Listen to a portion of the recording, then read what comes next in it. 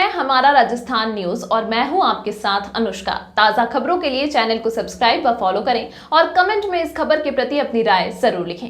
रामलला के दर्शन के लिए पैदल ही चले राम भक्त। 600 किलोमीटर से ज्यादा का सफर, पैरों में छाले, सर्द हवाओं से तबीयत बिगड़ी, फिर भी चल रहे हैं।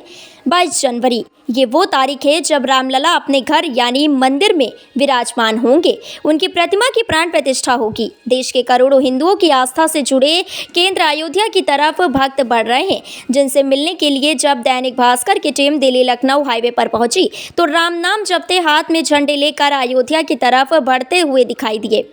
कोई प्राइवेट जॉब करते हैं, कोई दुकानदार तो कोई किसान मिले। अलग अलग शहर और कल्चर से जुड़े इन लोगों को कोई एक सूत्र में पिरो रहा है, तो वह है राम। एक बार रामलला को देखना चाहता हूँ। हमारी सबसे पहले मुलाकात हुई शुभम चौहान से। 24 साल के शुभम प्राइवेट कंपनी में जॉब करते हैं। वह मेरठ के सुल्तान नगर के रहने वाले हैं। शुभम 2 जनवरी से अयोध्या की तरफ पैदल चल रहे हैं। वह कहते हैं कि 22 जनवरी तक 650 किलोमीटर की दूरी तय करनी है, इसलिए हर दिन 20 किलोमीटर चलने की कोशिश करते हैं। हवाएं सर्द हैं, मौसम सपोर्ट नहीं करता, थकान भी होती है, लेकिन एक बार भगवान को अपने घर में देखने की लालसा है। क्या मुराद है आपके मन में? इस सवाल पर शुभम कहते हैं कि कोई मन्नत नहीं है, बल्कि सिर्फ दर्शन करने हैं।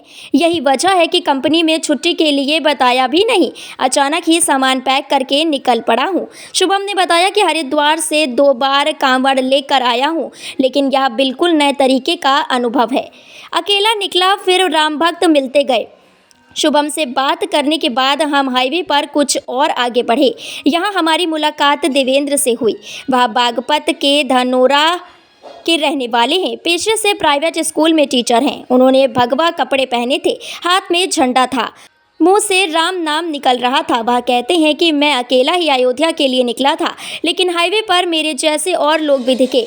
अब उनके साथ ही रामलला को देखने के लिए जा रहा हूं।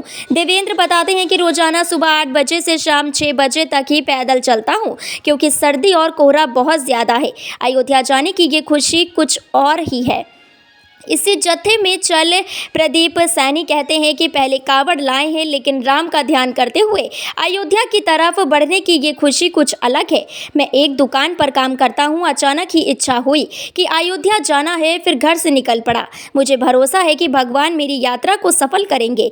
प्रदीप शामली झिंझाना में रहते हैं। मेरे साथ में कई लोग ऐसे हैं जिनके पैरों में छाले पड़ चुके हैं, लेकिन वह बिना रुके आगे बढ़ रहे हैं। हम लोगों को करीब 800 किलोमीटर की दूरी तय करनी है, इसलिए तेजी से अयोध्या की तरफ बढ़ते जा रहे हैं। 22 जनवरी सनातन धर्म वालों के लिए बड़ा दिन। इसके बाद हमारी मुलाकात बागपत में रहने वाले विनोद कुमार से हुई। वह कहते हैं कि मैं किसान हूं, सनातन धर्म को मानता हूं।